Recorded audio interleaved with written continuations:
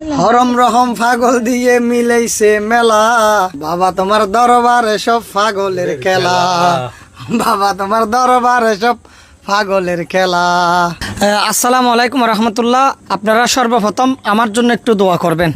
আল্লাহ তালা যেন আমাকে দীর্ঘ নেক হায়াত দান করে, আল্লাহ যেন আমাকে দীর্ঘদিন বাঁচাইলাকে শুধুমাত্র এই অসহায় মা বাবাদের সেবা করার জন্য।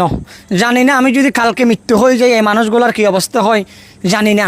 এই মানুষগুলোকে কে দেখবে, কে খাওয়াবে, কে লালন পালন করবে এখনো পর্যন্ত অনিশ্চিত। আল্লাহ তালা আমার মতন একজন মানুষ যেন আমি তৈরি করতে পারি, আমার মতো মন মানসিকতা একজন যদি মানুষ আমি তৈরি করতে পারি, তখন আল্লাহ আমাকে নিয়ে গেলে আমার কোনো আপত্তি নাই। কিন্তু আল্লাহ আমাকে অতটুকু পর্যন্ত বাঁচায় রাখার জন্য আপনারা সবাই দোয়া করবেন।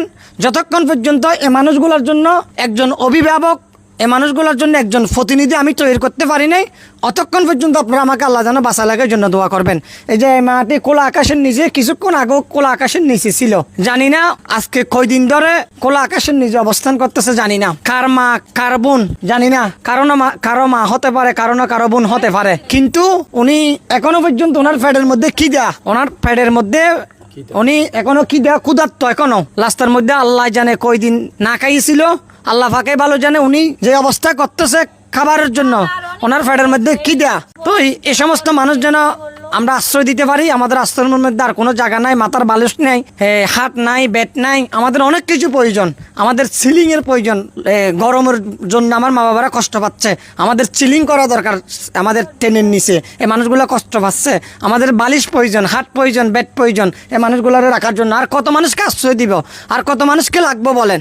আপনারা যদি সহযোগিতা না করেন, আপনারা একটু সাপোর্ট না করলে আর কয়জনকে এরকম আশ্রয় দিতে পারবো বলেন?